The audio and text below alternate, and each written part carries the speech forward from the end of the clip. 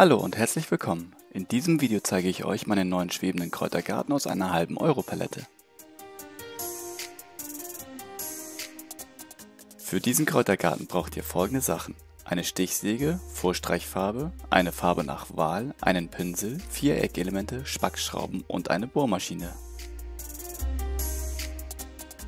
Nehmt eine ausgedehnte Euro-Palette und trennt sie mit der Stichsäge in der Mitte durch. Anschließend nehmt ihr 2 Bretter ab, die später als Beetboden dienen sollen.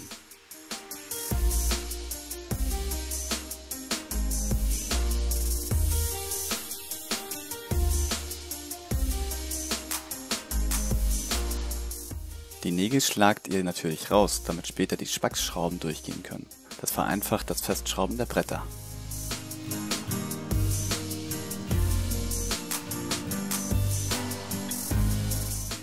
Nachdem ihr die Bretter angeschraubt habt, seht ihr Schlitze zwischen den Brettern. Sie dienen zur Wasserabfuhr. Somit ertrinkt die Pflanze nicht, wenn es mal viel regnet. Als nächstes kommt die Vorstreichfarbe. Sie muss gleichmäßig aufgetragen werden. Wenn sie getrocknet ist, kann die Palette im Anschluss mit der Farbe eurer Wahl bestrichen werden. Ich habe meine Palette grau gestrichen.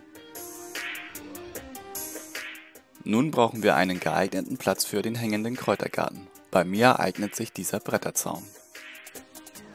Nachdem ich auch diesen Zaun bearbeitet habe, hänge ich die Palette an den Eckelementen auf.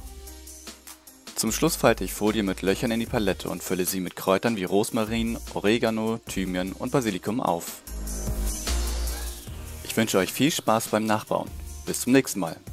Und wenn euch das Video gefallen hat, abonniert diesen Kanal.